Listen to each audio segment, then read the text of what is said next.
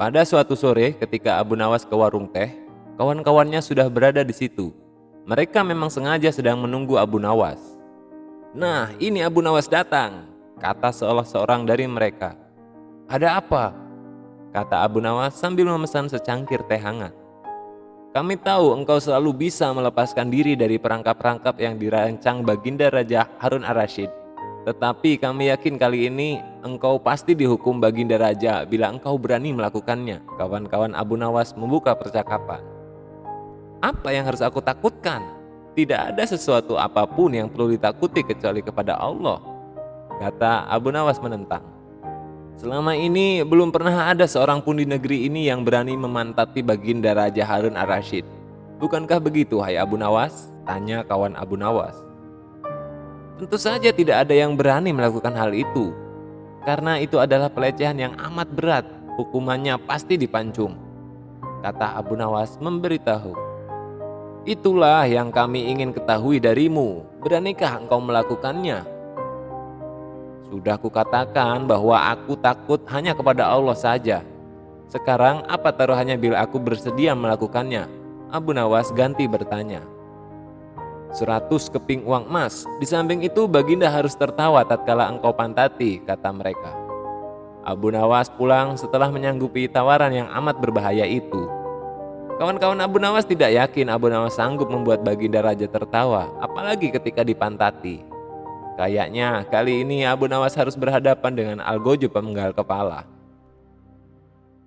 Minggu depan Baginda Raja Harun ar-Rasyid akan mengadakan jamuan kenegaraan. Para menteri, pegawai istana dan orang-orang dekat Baginda diundang, termasuk Abu Nawas.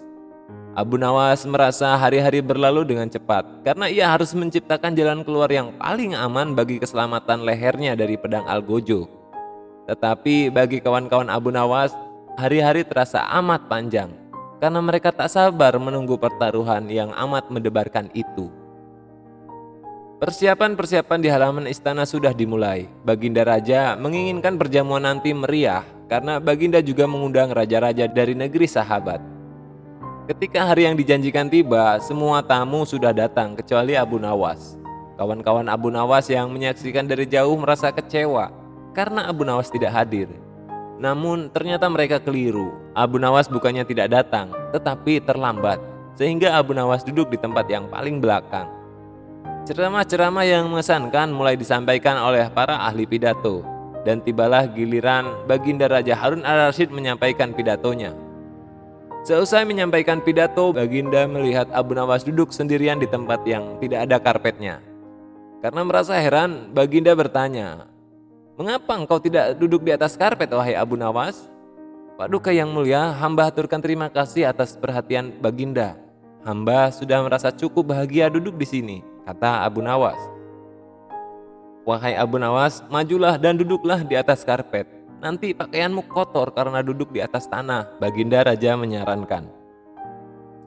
"Ampun tuanku yang mulia, sebenarnya hamba ini sudah duduk di atas karpet." Baginda bingung mendengar pengakuan Abu Nawas karena Baginda melihat sendiri Abu Nawas duduk di atas lantai. "Karpet yang mana yang kau maksudkan, wahai Abu Nawas?" tanya Baginda masih bingung. "Karpet hamba sendiri tuanku yang mulia. Sekarang hamba selalu membawa karpet kemanapun hamba pergi," kata Abu Nawas seolah-olah menyimpan misteri. "Tetapi sejak tadi aku belum melihat karpet yang kau bawa," kata Baginda Raja bertambah bingung.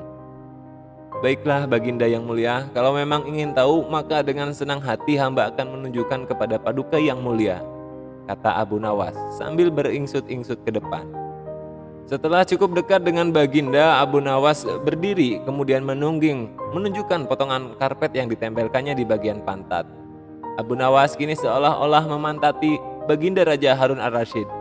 Melihat ada sepotong karpet menempel di pantat Abu Nawas, Baginda Raja tidak bisa membendung tawa, sehingga beliau terpingkal-pingkal diikuti oleh para tamu undangan.